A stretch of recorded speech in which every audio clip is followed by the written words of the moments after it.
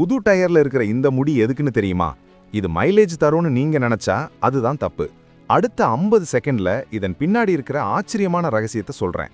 நம்ம எல்லாரும் புது பைக் இல்லனா கார் டயர் வாங்கும்போது கவனிச்சிருப்போம். அதுல சின்ன சின்னதா ரப்பர் முடிகள் நீட்டிக்கிட்டு இருக்கும். பலர் இது டயர் கிரிப்புக்காகவோ இல்ல மைலேஜுக்காகவோ இருக்குன்னு நினைக்கிறாங்க. ஆனா இதுக்கு டெக்னிக்கலா வெண்ட் ஸ்பியூஸ் அப்படின்னு பேரு.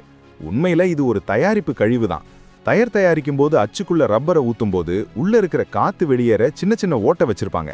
அந்த ஓட்டை வழியா காத்து வரும்போது கூடவே கொஞ்சம் ரப்பரும் வெளியே வந்து இப்படி முடியா நிக்குது. நம்ம ஊரு மெக்கானிக் ஷாப்ல கூட இதை பத்தி விசித்திரமான கதைகள் சொல்லுவாங்க. ஆனா உண்மை இதுதான். இந்த முடிகள் உங்க வண்டி வேகத்தையோ சத்தத்தையோ குறைக்காது. அடடா, அப்போ இதனால பயனே இல்லையா அப்படின்னு கேட்டா ஒரு முக்கியமான பயன் இருக்கு. இதுதான் அந்த டயர் புத்தம் புதுசு அப்படிங்கிறதுக்கான அத்தாட்சி. பழைய டயர்ல இந்த முடி தேஞ்சு போயிருக்கும்.